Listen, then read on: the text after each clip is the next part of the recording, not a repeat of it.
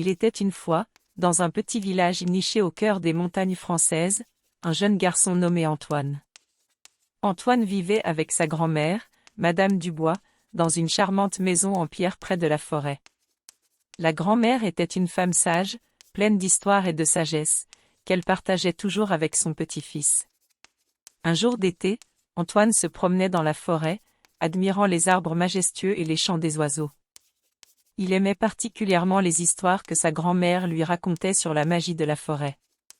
Alors qu'il marchait, Antoine découvrit une clairière secrète qu'il n'avait jamais vue auparavant. Au centre de la clairière se trouvait un arbre extraordinaire, vieux et noueux, avec des racines qui semblaient se tordre et s'entrelacer. Antoine s'approcha de l'arbre mystérieux et tendit la main pour le toucher. À ce moment, l'arbre sembla s'animer, ses branches s'étirèrent doucement et des lumières scintillantes apparurent. Une voix douce et apaisante sortit de l'arbre, disant « Bienvenue, Antoine.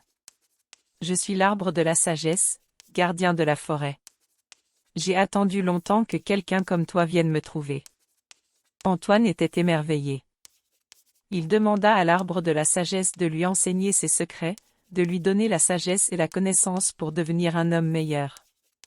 L'arbre accepta sa demande et commença à partager avec Antoine les enseignements de la nature, la façon dont chaque être vivant était connecté, et comment il fallait prendre soin de la forêt.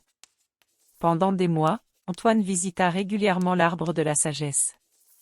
Sa grand-mère était ravie de voir son petit-fils apprendre avec tant de passion et de dévouement. Grâce à la sagesse de l'arbre, Antoine devint un jeune homme avisé et respectueux de la nature. Il commença à enseigner aux habitants du village l'importance de préserver la forêt et de vivre en harmonie avec elle. Le village entier fut transformé par les enseignements d'Antoine.